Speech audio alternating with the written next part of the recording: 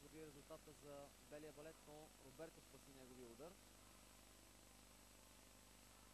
След това имаше още един изстрел на златната топка за 2008, но пак бившият страж на Атлетико Мадрид се справи добре.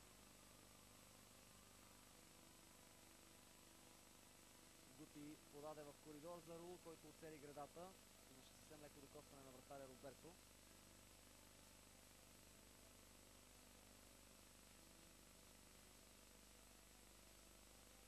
През второто по време този шут на Игуаин беше спасен от Роберто. Добавката на Роналдо също, но след това Роналдо намери Рул и в 50-та минута Реал поведе в резултата.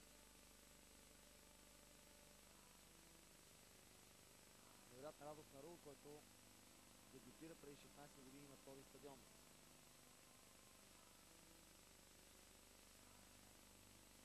Ето този гол на Колунга в 61-та минута възстанови равенството. Сарагоса играеше от 52-та минута с човек по-малко.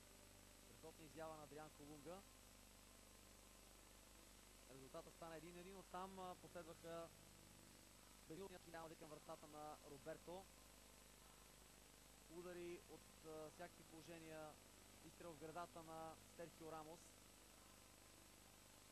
Така се появи като резерва в 75-та минута и веднага имаше шанс, за да отбележи победния гол в 82-та минута. Сарагоса Реал Мадрид 1-2. Останете с програмата на TV+.